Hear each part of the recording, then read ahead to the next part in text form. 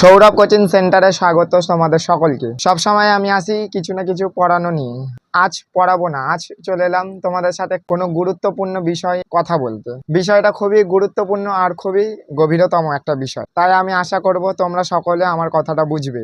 তাই আমার প্রিয় ছাত্রছাত্রী, তোমরা আমার যেমন ছাত্রছাত্রী তেমন বন্ধু, আমার ভাই বোনের মতো। তাই তোমাদের সামনে আজ আমি একটা অত্যন্ত গুরুত্বপূর্ণ ও বেদনাদায়ক বিষয় নিয়ে কথা বলতে চাই। 26,000 শিক্ষক শিক্ষিকার চাকরি বাতিল এবং এর পেছনে রাজ্য সরকারের চরম ব্যর্থতা। তোমরা যারা স্কুলে পড়ো, যাদের প্রতিদিন ক্লাসে গিয়ে শিক্ষক শিক্ষিকাদের মুখোমুখি হতে হয়, তাদের এই ঘটনাটি বিশেষভাবে বোঝা উচিত। কারণ এটা কেবল একটা প্রশাসনিক সিদ্ধান্ত নয়, এটি তোমাদের ভবিষ্যতের ওপরও একটা বিশাল প্রভাব ফেলছে।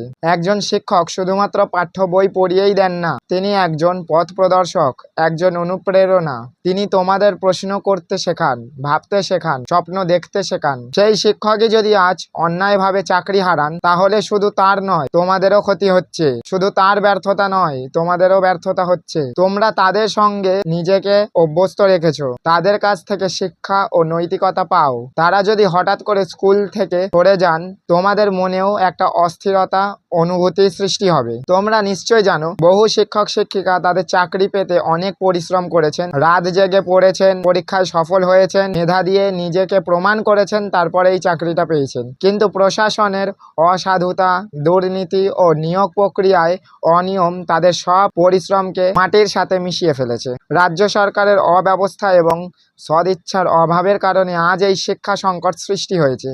এটা শুধু শিক্ষকের চাকরি হারানোর বিষয় নয়, এটা গোটা শিক্ষা ব্যবস্থার ওপর একটা আঘাত। সরকার যখন নিয়োগ স্বচ্ছতা রাখতে পারছে না, প্রভাবশালীদের খেয়াল রাখছে, তখন তার ফল এই রকমই হয়। সত্যিকারের মেধাবীদের চাকরি যায় এবং তোমাদের মতো শিক্ষার্থীরা ভালো শিক্ষকের বা ভালো শিক্ষিকাদের কাছ থেকে পড়া থেকে বঞ্চিত হয়ে যাও। আজ যারা তোমাদের পড়াতেন, হয়তো কাল তারা আর স্কুলে থাকবেন না, তোমরা তাদেরকে দেখতে পারবে না। এর ফলে ক্লাস ফাঁকা থাকবে, পড়াশোনায় ছেদ পড়বে এবং শিক্ষা ব্যবস্থার একটা অনিশ্চয়তা সৃষ্টি হবে। আর সেই জন্যই তোমাদের এই ঘটনাটা গভীরতর ভাবে উপলব্ধি করাটা প্রয়োজন। এখন প্রশ্ন হলো, তোমরা কি করবে? কেবল দুঃখ পেয়ে ঘরে বসে থাকবে নাকি কিছু শিখবে? আমার ব্যক্তিগত মতামত হলো, এই ঘটনা থেকে তোমাদের শেখা উচিত। শিখে নাও যে কিভাবে অন্যায়ের বিরুদ্ধে প্রতিবাদ করতে হয়। একটা ন্যায্য সমাজ গড়তে হলে কিভাবে স্বচ্ছতা ও সততা আর দায়িত্ববোধ থাকতে হয়। তুমি যদি ভবিষ্যতে শিক্ষক, প্রশাসক বা নেতা হতে চাও, তবে মনে রেখো, এই ধরনের ব্যর্থতা যেন তোমাদের সময় না ঘটে। শিক্ষকদের পাশে দাঁড়ানো এখন তোমাদের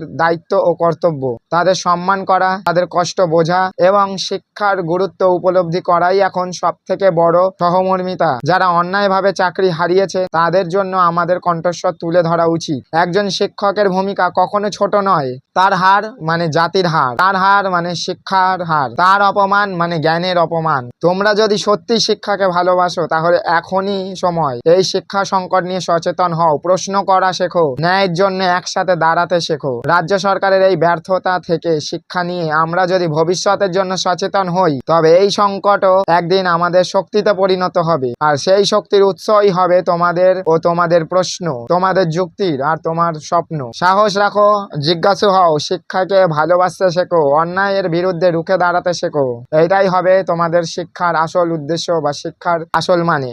যেসব শিক্ষক শিক্ষিকাদের তোমরা দেখতে পারবে না স্কুলে, যদি না দেখতে পাও, তাহলে এটা ভেবে নিও না যে তারাও বাকি শিক্ষকদের মতো টাকা দিয়ে বা অসাধু উপায়ে শিক্ষকতা লাভ করেছিল। মনে রাখবে, চাকরি গেছে 26,000টা শিক্ষকদের, কিন্তু তার মধ্যে নকল বা ভুয়ো শিক্ষক ছিল মাত্র 5,000। তার মানে 21,000 সৎ শিক্ষকদের চাকরি গেছে। এটা একটা প্রশাসনিক ব্যর্থতা। তাই এর বিরুদ্ধে তোমরা প্রতিবাদ করে ওঠো। অভিভাবক ও অভিভাবিকাদের আমি একটাই অনুরোধ করব, যে যেই সব শিক্ষক শিক্ষিকাদের চাকরি গেছে, তাদেরকে বিদ্রুপ না করে তাদের একটু মানসিক অবস্থা বোঝার চেষ্টা করবে। কারণ যে 21,000 সৎ শিক্ষক শিক্ষিকাদের চাকরি গেছে, তাদের এখন পরিবার বা তাদের সংসার এখন চলবে কি করে? বা তারা যে পড়াতো বা যারা গৃহ শিক্ষক হিসেবেও ছিল, তারাও যে পড়াতে পারবে এর কোনো নিশ্চয়তা নেই এবং তাদের সম্মানও হানি হয়েছে।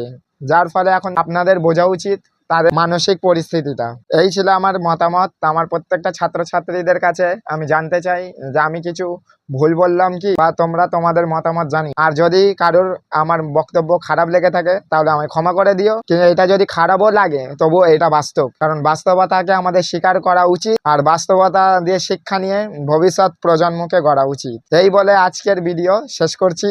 আবার দেখা হবে পরবর্তী ভিডিওতে কিছু বাস্তব কথা বা কিছু পড়াশোনা নিয়ে। সবাই ভালো থেকো।